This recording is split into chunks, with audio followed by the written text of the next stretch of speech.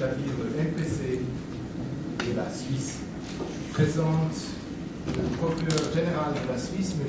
Michael Lauber, et à sa côté notre collaborateur scientifique Saïd Boudjerima qui va faire, si nécessaire, traduction en arabe. Ce qu'on va faire, c'est un petit speech de monsieur le procureur général et après il va prendre des questions de notre part. Et j'aimerais bien, si vous avez un tout petit peu de patience, s'il faudrait faire des traductions d'un côté ou de l'autre côté, si nécessaire, qu'il donne des réponses en anglais, si nécessaire. Mais en principe, son speech va être en français. Ce qu'on va faire après, on a fait un communiqué de presse, soit en français, soit en arabe, ça, on va distribuer après. Ok, merci beaucoup. Monsieur le procureur général, the floor is yours. Merci beaucoup, bonsoir. Et merci pour l'intérêt pour nos affaires juridiques assez complexes, pour nos affaires pénales. Et aussi merci pour venir ici à ce temps pour être informé de ces cas. Le ministère public de la Confédération suisse est une autorité pénale indépendante. Ça veut dire, on respecte en Suisse ce principe de notre Constitution, ça veut dire la séparation des pouvoirs, ça veut dire le MPC ne fait pas partie de l'administration fédérale, ça veut dire qu'on n'appartient pas à un membre de gouvernement suisse. Je suis élu par le Parlement, et ça veut dire automatiquement que nous allons mener nos enquêtes d'une indépendance totale de la politique. Ça ne veut pas dire non plus qu'on ne coordonne pas avec notre gouvernement. Cette coordination est cruciale avant tout pour ces affaires qu'on traite dans le contexte du printemps arabe. Ce qui concerne les compétences du ministère public de la Confédération, nous traitons avant tout les affaires qui ont une dimension internationale, transfrontalière, dans le domaine de blanchiment d'argent, dans le domaine de la corruption internationale et dans le domaine de la criminalité organisée. En rapport avec le printemps arabe tunisien, nous avons ouvert une enquête pénale en l'année 2011. Depuis cela, on a commencé les enquêtes contre 12 personnes et contre un connu. On a des prévenus qui sont soupçonnés d'avoir blanchi de l'argent, d'avoir participé ou soutenu l'organisation criminelle. Ils ont aussi fait de la corruption des agents publics.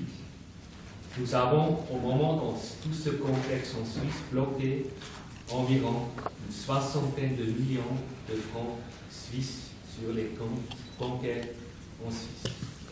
Pour nous, c'est un cas important, comme les autres cas du printemps arabe, mais c'est un cas spécial parce que là, on peut dire, avec nos collègues, nos autorités judiciaires tunisiennes, on a vraiment une bonne coopération avec l'assistance légale. Qu'est-ce que ça veut dire de mener une enquête blanchiment en Suisse avec les délits, si on veut dire un peu, utiliser les termes techniques, les délits préalables qui sont nécessaires pour prouver pénalement en Suisse le blanchiment des délits préalables qui se passaient à l'époque ici en Tunisie. Ça veut dire avant tout deux choses. Premièrement, on a besoin des partenaires qui comprennent vraiment bien ce qui est en jeu. Ça veut dire qu'ils comprennent ce que ça veut dire prouver ici en Tunisie ces délits préalables. Ça veut dire l'organisation criminelle, la corruption comme délit préalable pour notre enquête en Suisse de blanchiment d'argent. Nous dépendons l'un de l'autre. D'autre part, c'est mutuel. Nos autorités, les collègues tunisiennes, ils ont besoin de nous pour qu'ils puissent faire des enquêtes vraiment élaborées et ils ont besoin des informations financières. Pourquoi maintenant on est entré dans ces circonstances, dans une phase décisive de la procédure en Suisse? On connaît en Suisse le principe de la célérité, de la proportionnalité pour une poursuite pénale.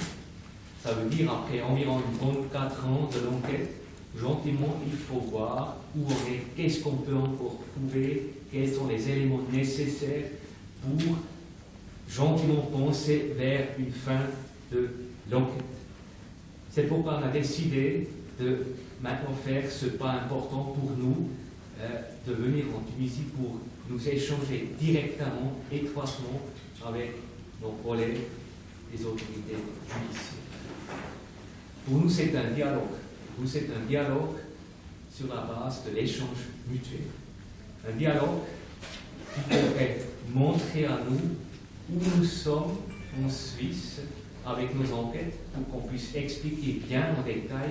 Je ne vous cache pas, comme juriste, de temps en temps, le diable est dans les détails pour les affaires juridiques, pour qu'on puisse bien expliquer ce qui est non efficace dans notre système. Et d'autre part, on a pu prendre connaissance des qualités de la poursuite pénale en Tunisie. On a rencontré des experts, des collègues qui maîtrisent vraiment leur sujet, qui maîtrisent le domaine et qui travaillent énormément. Ils travaillent beaucoup. Et je dois exprimer vraiment mon grand respect pour ces collègues, pour leur travail. Les buts alors, c'était pour aujourd'hui de s'échanger où on est, mutuellement. Le but était de peut-être préparer une prochaine étape pour l'enquête judiciaire. Ça veut dire qu'est-ce qu'on a besoin concrètement, nous en Suisse, quelles sont les informations que nos collègues tunisiens ont besoin pour leurs enquêtes. Et troisièmement, aussi pour discuter comment sont les interdépendances des enquêtes ici en Tunisie avec ces 12 inculpés en Suisse. Si on parle d'un complexe, ce n'est pas par hasard, parce que si on décide pour une partie de l'enquête, normalement ça a des conséquences pour l'autre partie de l'enquête. Alors là, il faut bien coordonner. Alors le dialogue pour l'échange mutuel, mais coordonné. Ça, c'était aussi le but, d'avoir une bonne coordination pour cet échange de l'information. Comme j'ai déjà dit, mes collègues ont vraiment eu des séances fructueuses, nous sommes très satisfaits de ce qu'on a pu rencontrer, et j'espère que mes collègues tunisiens disent la même chose. On a vraiment la même longueur d'onde, et je suis très optimiste qu'on peut continuer bien pour ces buts communs, lutter contre la criminalité transfrontalière et lutter contre le blanchiment, et aussi aider à toutes ces enquêtes qui sont en cours ici, en Tunisie, pour qu'ils soient un bon fin après les enquêtes. C'est où on est.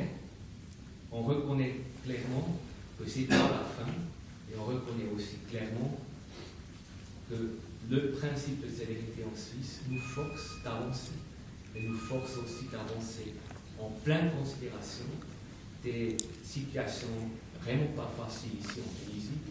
On a beaucoup discuté de ça avec nos collègues, mais nous croyons, nos collègues et nous, à l'état de droit, et ça veut dire qu'on respecte les principes dans les deux pays.